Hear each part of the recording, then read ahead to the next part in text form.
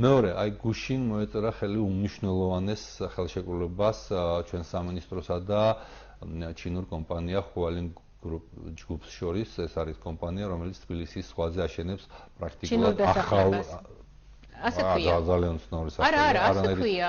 ხალხში ქვია ასე, დიახ. ხო არის, მაგრამ ნუ გავუკეთებთ ამ სახელებს ახლა ტირაჟირებას, იმიტომ რომ არასწორია.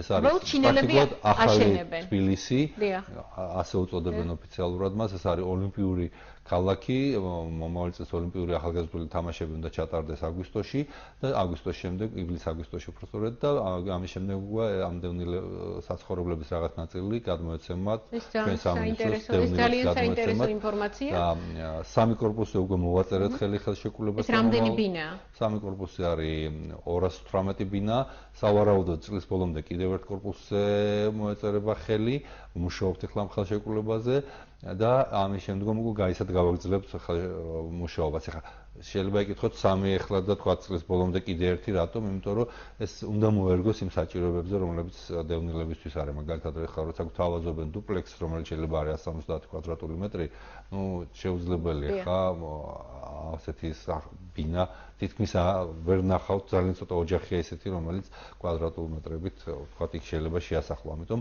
ასე ვმუშაობთ ნელ-ნელა, ნაბიჯ-ნაბიჯ, სკრუპულოზურად და ძალიან კარგი ურთიერთობა კი არა, ძალიან კარგი პარტნიორები არიან, სწორედ არის ჩინური მხარე ამ ჩვენს მუშაობაში. ეს ძალიან მნიშვნელოვანი ინფორმაცია, თუნდაც და მაგალითად ერთ ვიტყვი კიდე, უბრალოდ ხელშეკრულება, რომელსაც გუშინ მოეწერა ხელი.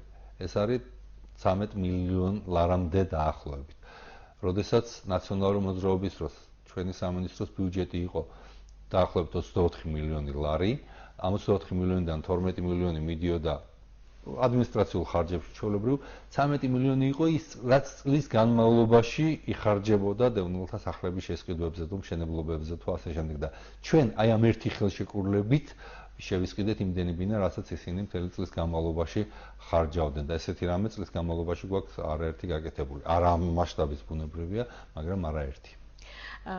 ინფორმაცია, იმიტომ მივიჩნიე მნიშვნელოვნად, რომ მე რომ თქვი ჩინური დასახლება, მეთქი ეს ჩემი აზრი არ არის, ασეთი აზრი მუსირებს და ძალიან კარგი ჩინური კომპანია აშენებს ძალიან მაღალი სტანდარტით და ძალიან სწრაფი ტემპებით.